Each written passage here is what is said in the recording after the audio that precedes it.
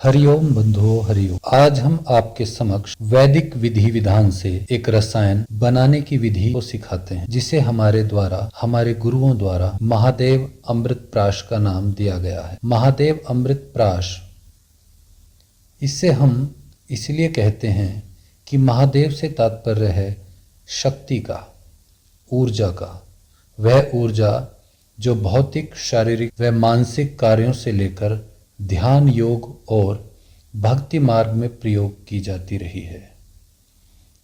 जहाँ तक शरीर की बात की जाए, यह रसायन शरीर की समस्त धातुओं को पुष्ट करता है। लोगों में मर्दाना कमजोरी हो या पाचन तंत्र की कमजोरी, अनिद्रा, कमजोर यादाश्त या शरीर में रोग प्रतिरोधक क्षमता की कमी, जिस कारण हमारा शरीर आसानी से ही संक्रमण का शिकार हो जाया करता है। यह रसायन इस सब कमजोरी को दूर कर शरीर को बलिष्ठ बनाता है। यह रसायन विशेष जड़ी बूटियों, भस्मों व प्रक्षेप द्रव्यों का ऐसा सम्मिश्रण है जो कमजोरी के साथ साथ तीनों दोषों वात, पित्त, कफ को समान करने में महत्वपूर्ण कार्य करता है। आइए अब हम शुरू करते हैं अमृत प्राश बनाने के कार्य को। किसी भी रसायन या च्यवनप्राश का मुख्य घटक आंवला ही होता है। इसीलिए सर्वप्रथम अच्छी क्वालिटी के आंवले को 24 घंटे के लिए फिटकरी के पानी में भिगो दिया जाएगा, जिससे उसमें विषैले पदार्थ व धूल मिट्टी को साफ किया जा सके।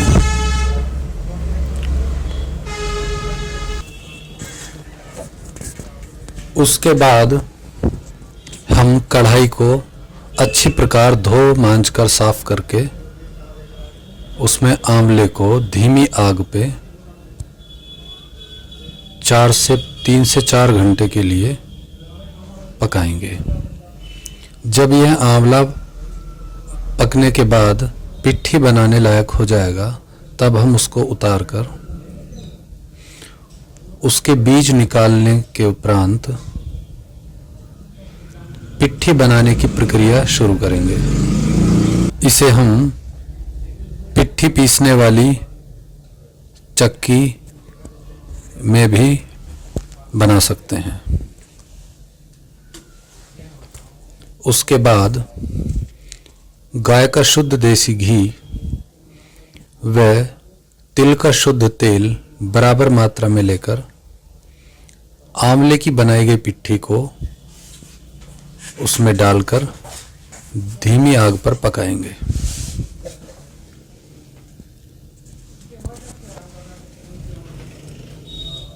और पकाने के साथ साथ लगातार हम उसे पलटे की मदद से चलाते रहेंगे, जिससे कि वह बर्तन की तली में ना लग सके। इसे हम तब तक पकाएंगे जब तक यह पिट्ठी घी ना छोड़ दे। लगभग 4 से 5 घंटे में यह अच्छे प्रकार घी में भुनकर तैयार हो जाएगा। और आप देख सकते हैं कि यह घी को स्वयं छोड़ देगा।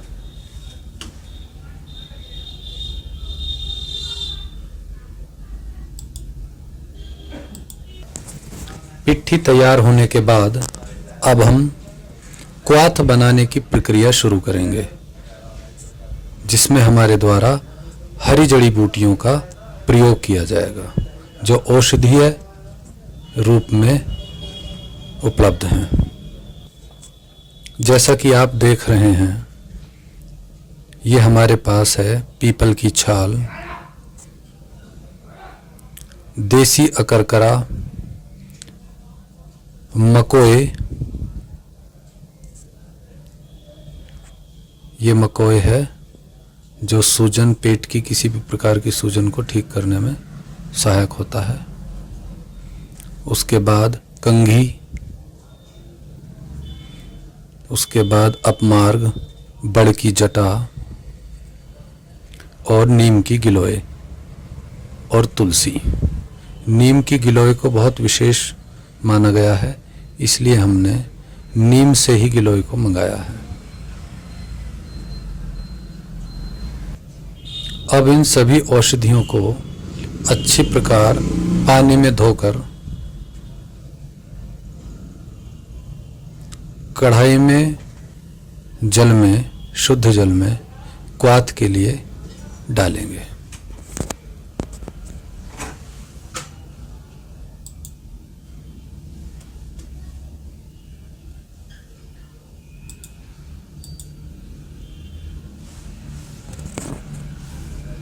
सभी सामग्री को बारी बारी धोने के उपरांत कढ़ाई में डाला जा रहा है।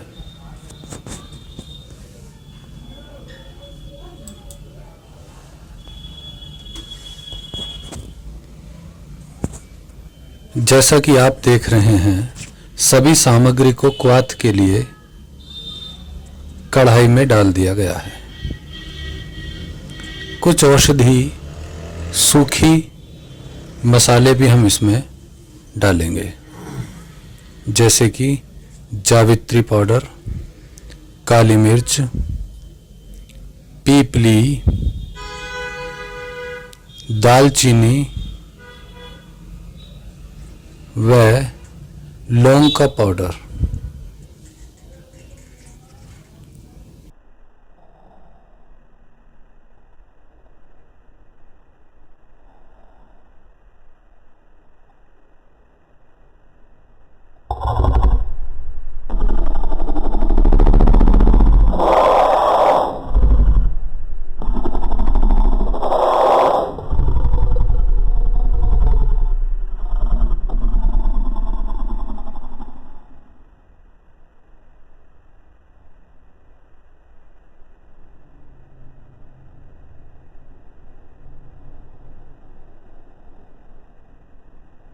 अब इसमें हमारे द्वारा काला बांसा नामक औषधीय वृक्ष का भी इस्तेमाल किया जाएगा। ढककर लगभग 10 घंटे के लिए धीमी आग पर छोड़ दिया जाएगा।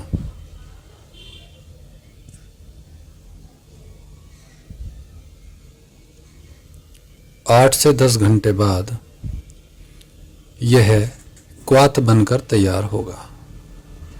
उसके बाद इसे अच्छी प्रकार 2 से 3 बार छान लिया जाएगा। छानने के उपरांत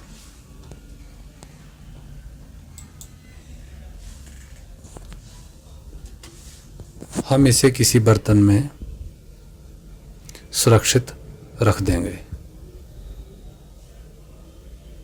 अब हम शुरू करते हैं तीसरे चरण का कार्य।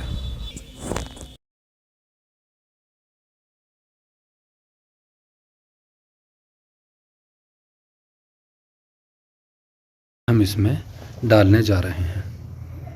नंबर 1 पे कोंच बीज, 2 नंबर सहमल मूसली, नंबर 3 सौंठ, नंबर 4 सालम पंजा, नंबर 5 सफ़ेद मूसली, नंबर 6 बिदारी कंद, नंबर 7 सालम मिश्री, नंबर 8 अफ़गानी अकरकरा, नंबर 9 सतावर, नंबर 10 बंसलोचन, नंबर 11 कमलगट्टा, नंबर 12 दालचीनी, 13 काली मूसली, 14 कुलंजन, 15 मुलहटी,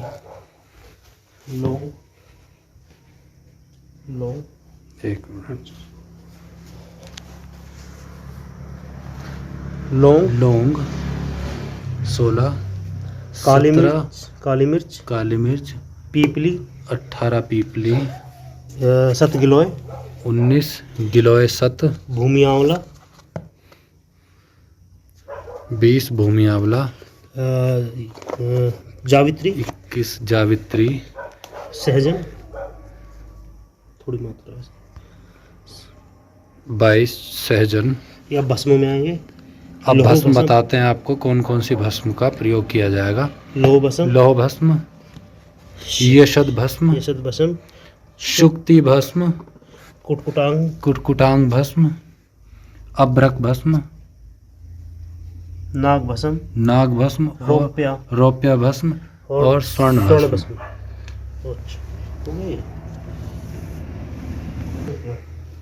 ये सब सामग्री अब हम च्यवनप्राश में डालने जा रहे हैं। इनको भूनेंगे एक साथ में। सभी सामग्री को एक साथ मिला लिया जाएगा।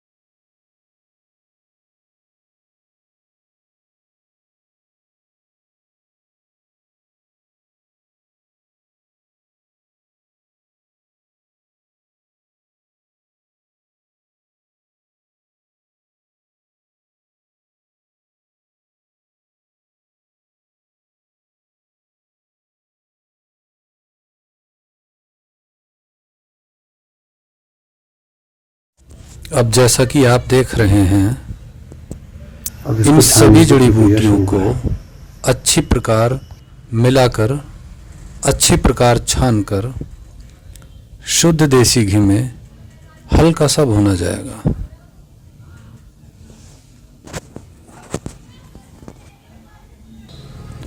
अब चौथे चरण में हम पूर्व में बनाए गए क्वाथ में आंवले की पिट्ठी को डालेंगे और धीरे धीरे मिक्स करेंगे।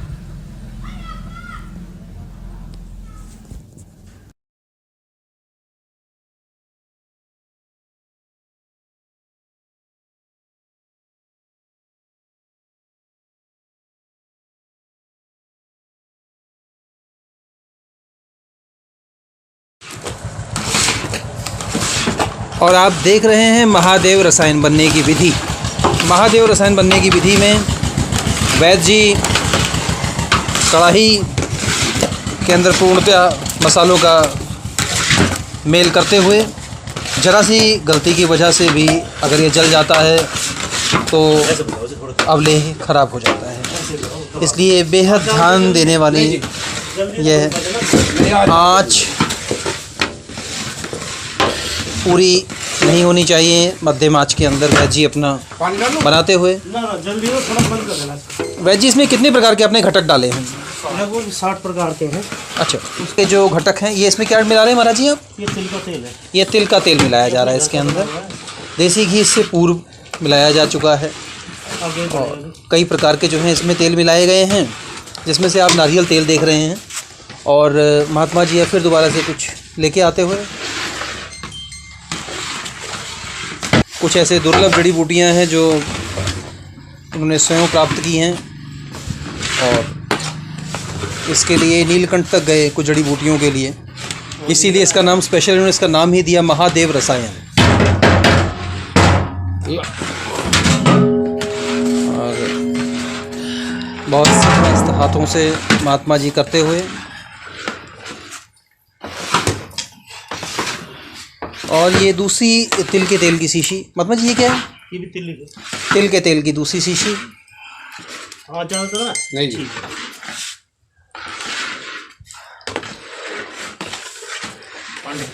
बंद कर कैसे? तो आप देख रहे हैं MD24 और आज हम आपको लेके आए हैं नगली साहब जो कि मेरठ के पास सरपुरा तहसील में है।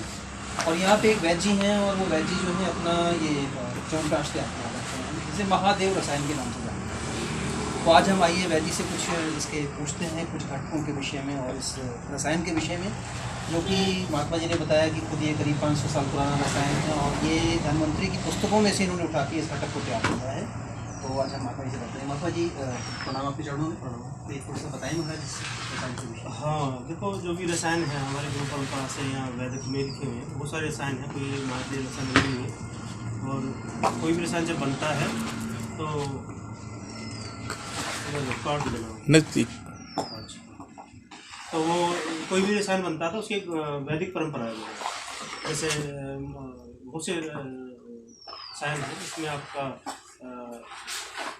सफ़ेद मूसली रसायन है, मोच रसायन है और बहुत तरह के हैं। ये महादेव रसायन है, इसमें बहुत अच्छी अच्छी जड़ी बूटियाँ डली हुई हैं। लगभग 60 तरह की जड़ी बूटियाँ, 22 तरह की हरी जड़ी बूटियों को बना के काट के उसका काढ़ा बनाया गया है। और लगभग 22-23 तरह की जो जड़ी बूटियाँ हैं जो बलवर्धक हैं, जिसको कोष बलवर्धक दवाइयाँ वो डली हुई।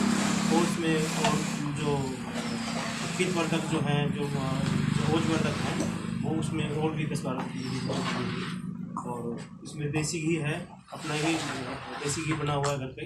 और आपका ये जो है और तिल का तेल डाला हुआ है। और भस्म है, इसमें लोह भस्म है, बरक भस्म है, नाग भस्म है, कुटकांग भस्म है और ये सब भस्म है।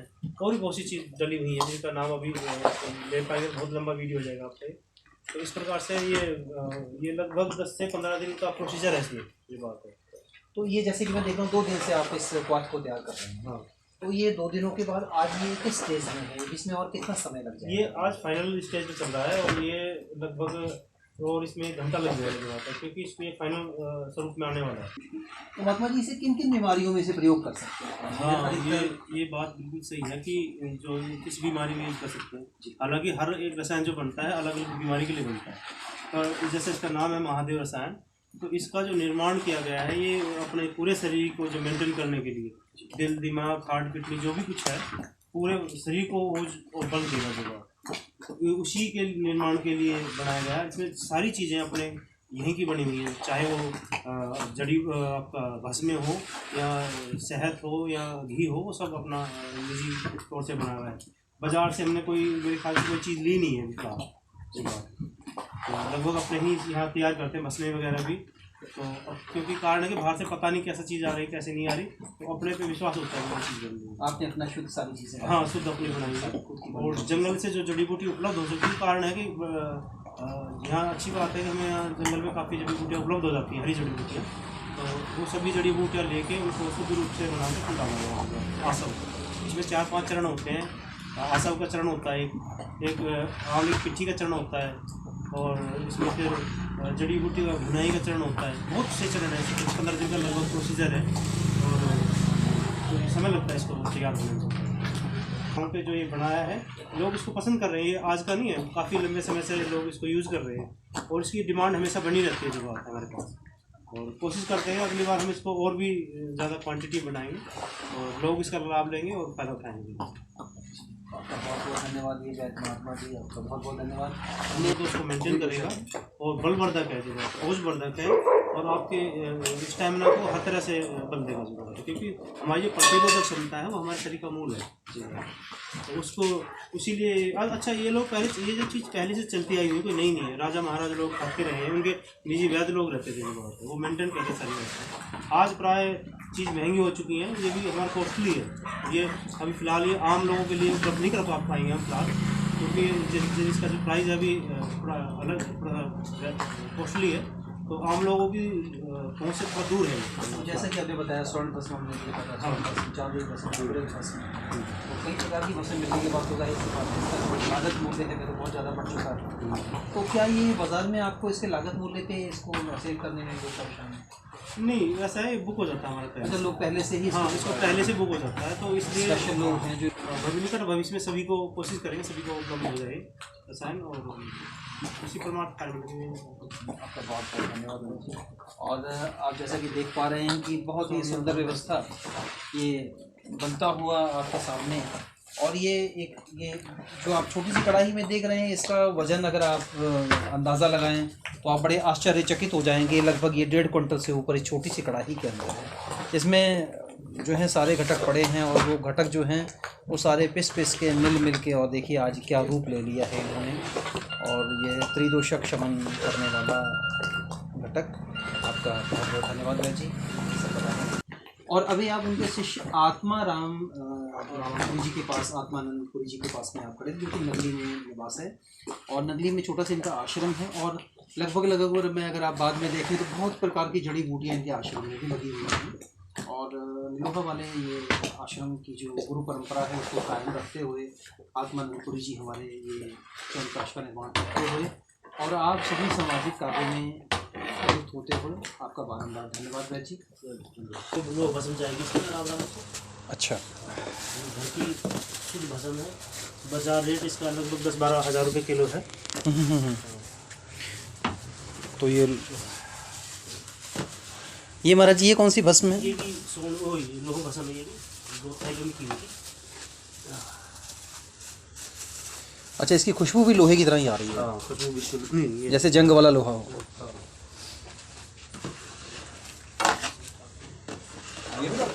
हाँ, ये उठा लो। ये अपनी अबरक भस्म है। लगभग 40 ग्राम मात्रा है इसकी। नीचे करके गिरो, फिर वो हवा में उड़ती है। अच्छा जी, ये आपका ये कुटांग भस्म है जी, 40 ग्राम। कुटांग भस्म।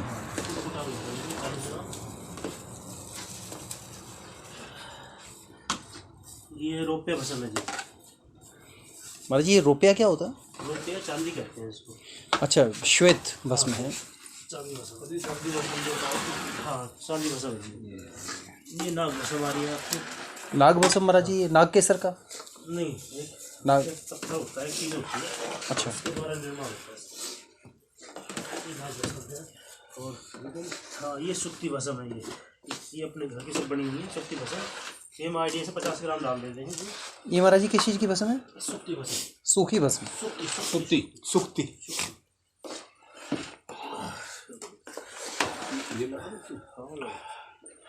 ये अपनी ये सब भस्म है।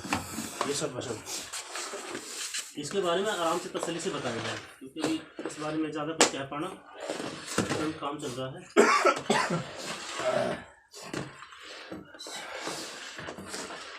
ये बाद में जैसा कि दर्शक देख पा रहे हैं, बनाने के लिए एक आँच का एक मध्यम रफ्तार में होना, उसे लगातार चलाते रहना, एक ध्रुव प्रक्रिया के बाद आप लोगों के पास अवलेह पहुंचता है। अब हमारी लास्ट में स्वर्ण भस्म रह गई है। ये स्वर्ण भस्म। हाँ, ये लगभग 20 ग्राम है। अच्छा, ये स्वर्ण भस्म। हाँ, ये स्वर्ण बहुत महंगी है। हाँ, ये बहुत महंगी है। ये सब अपने घर के ही निर्माण से।